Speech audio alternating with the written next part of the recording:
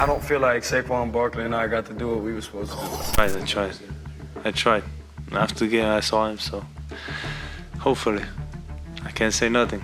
Go Cowboys. It looks like our prediction on Saturday morning on Odell Beckham Jr. is at least trending in the direction of being true, although he hasn't officially made up his mind yet. One gigantic piece of information that resulted in a huge plot twist in the OBJ free agency tour resulted in his most likely team being out on him because they officially signed someone else today. So before we get to the content, we're doing a ton of giveaways for the holidays on my Twitter and on my Instagram page. All you have to do is be followed and on my notifications on. Now that we get all that out of the way, break.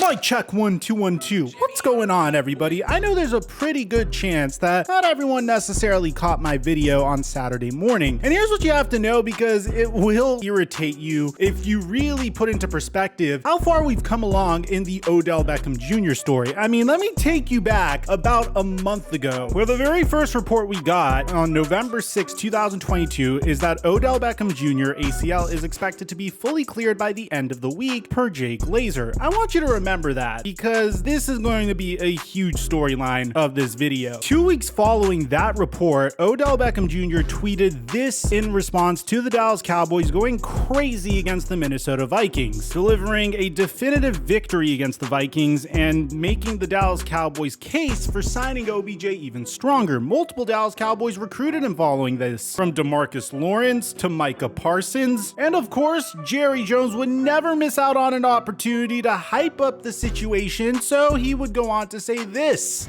Well, yes, but and I'll leave it at that. Okay. This week, Jerry? This week? Yes. No, I just said yes, and I will leave it at that. Your statement was after Thanksgiving, and that's the yes. I'm not saying just when. I'm not trying to be cute. We just don't have that set up. Okay. But we're planning to get together. What do you need to see from the medical? Again, I'm just we're.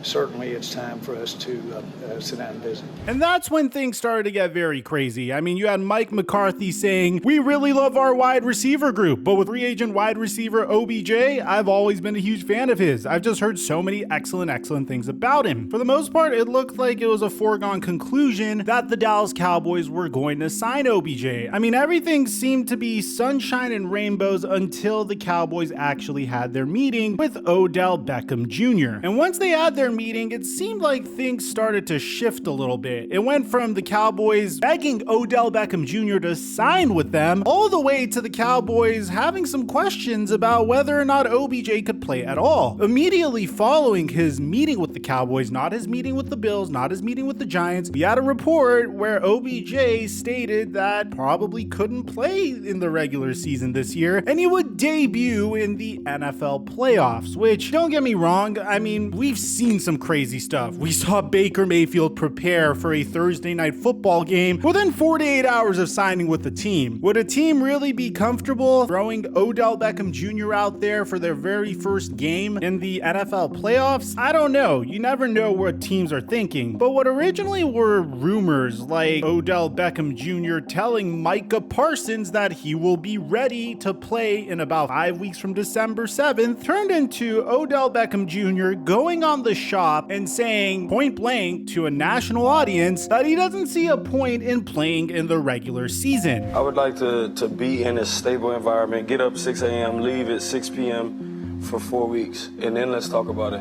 I've played football for a long time. I'm not saying that I couldn't step in and play regular season, but I don't see the point. I really don't. Like, I would rather play when that pressure's on. I would rather play when the lights is on. Like, I went through the whole playoffs, and I was after having my first bad playoff experience, like all I was ready for was to clear that off my name. And what was even crazier is at this point, on top of the fact that OBJ didn't see a point in playing in the regular season, he also kind of made a pitch at his old team. I don't feel like Saquon Barkley and I got to do what we were supposed to do. Which is wild, man. I mean, the Dallas Cowboys pitch to Odell Beckham Jr. was insane. You had him showing up in a Dallas Cowboys Letterman jacket to a Dallas Mavericks game. OBJ.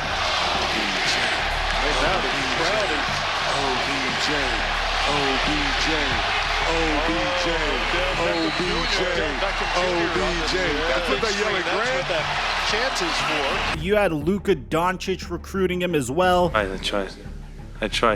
After the game, I saw him, so hopefully, I can't say nothing.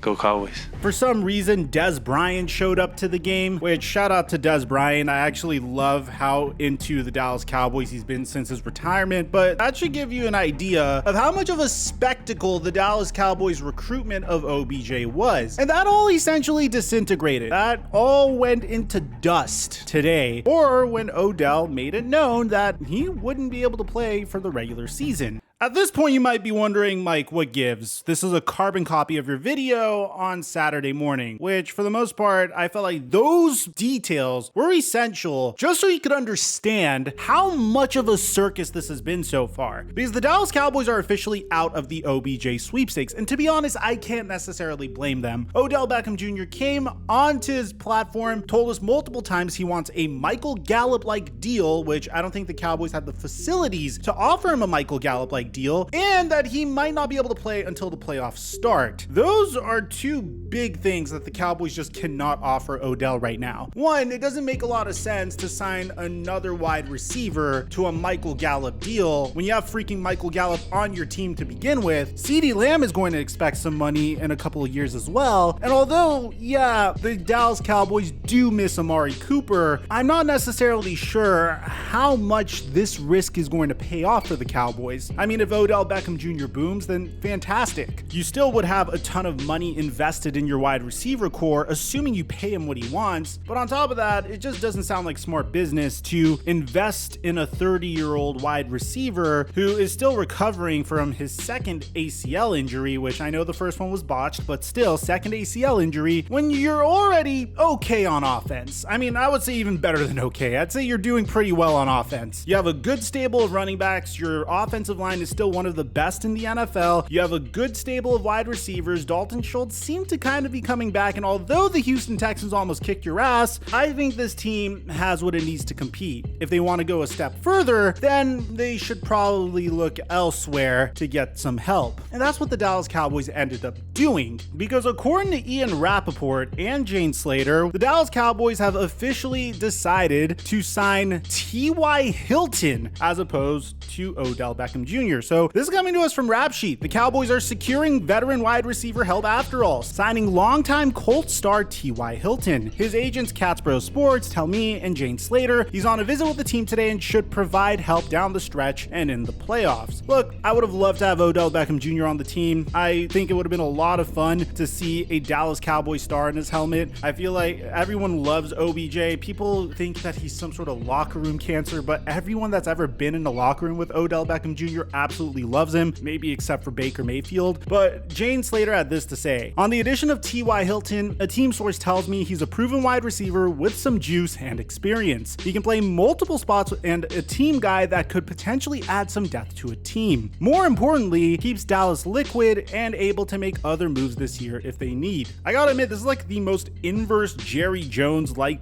move I think I've ever seen in my career, because Jerry Jones is notorious for making those big splashy decisions, signing the former Pro Bowl wide receiver who might have some question marks in his personality. But over here, at this point in time, I think Jerry Jones made the right play. I'm not expecting T.Y. Hilton to come out here and have multiple 100-yard performances, and I don't think he even needs to. The Cowboys just really needed someone else to play in the slot alongside Michael Gallup and CeeDee Lamb, and I think this is perfect. T.Y. Hilton isn't going to expect you to pay him Michael Gallup-like money, and he should be able to contribute right away. He should be able to play over the next couple weeks this season, so he can really get into a groove with the Dallas Cowboys and really figure out what he needs to do to be successful in this scheme, and it allows the Cowboys to have additional money should they want to pursue other players. It makes a lot of sense. It's not the direction I wanted to go, but I understand why the Cowboys are going this way. As for Odell Beckham Jr., what is his fate going to be? Well, we have multiple reports. The first one coming to us from none other, Josina Anderson. Now, I'm going to be honest with you guys. I'm going to bring you her take and her report and her information. I don't agree with it, but before I tell you what I feel about this, let me tell you what she said. At the moment, I'm told that the Cowboys feel unsure of how long the tail end of Odell Beckham Jr.'s current rehab will specifically take. Thus, the T.Y. Hilton move today. Was also just told as of this tweet that Jerry Jones and Odell Beckham's camp are still talking and talks are ongoing. I don't necessarily see something here at this point, guys. I mean, maybe this is something the Cowboys monitor in the offseason, but I don't see why they would. If clearly they're in the market for trying to get added muscle for this upcoming playoff push, I don't see why they would entertain Odell Beckham Jr. once again in the offseason.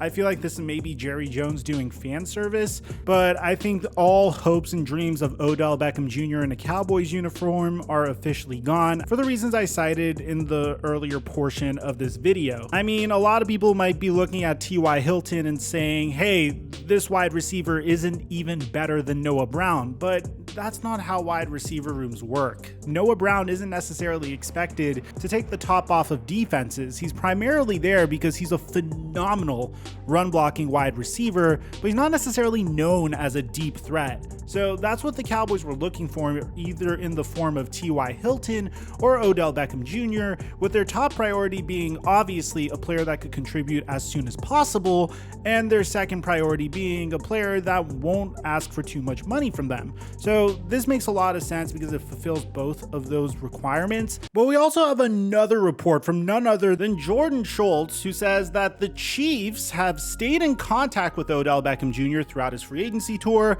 Sources tell the Score. There was mutual interest there last year, though I'm told the two parties have yet to schedule a visit. Look, I'm going to be honest, I don't imagine him going to the Kansas City Chiefs. I don't imagine OBJ going to any contender at this point, because if he does go to the Kansas City Chiefs, I really think he's going to get the Le'Veon Bell treatment, or he's going to be placed in a similar situation as Kelvin Benjamin was when Kelvin Benjamin was on his last legs with the Chiefs. It's nothing against OBJ, and it's not like I think he's not talented or anything like that. It's more the fact that if you could only contribute during the beginning of the NFL playoffs, and you're joining a team like the Kansas City Chiefs or the Buffalo Bills or any contending team for that matter, they can't really make you that much of a focal point of their offense. I still think at this point, based upon the interviews that I've shown you guys in this video so far, and based upon all the information I got you guys so far, that the most likely team that Odell Beckham Jr. joins at this point is now the New York Giants. He has a lot of friends in the New York Giants. He's in a very large market with the New York Giants. The Giants do need a true number one wide receiver.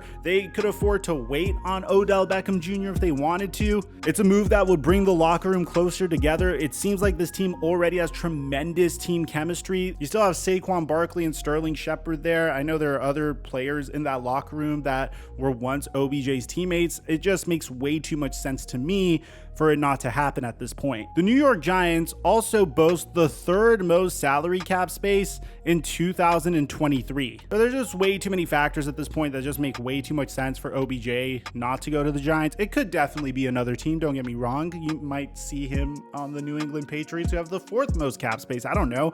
But at the end of the day, what I'm trying to convey to you guys is Odell Beckham Jr. is probably going to be a play for next year, not necessarily for this year. Let me know in the comment section down below what you guys think about all this. Aside from that, I'm your boy Mike. I'm dropping our mic until our next upload.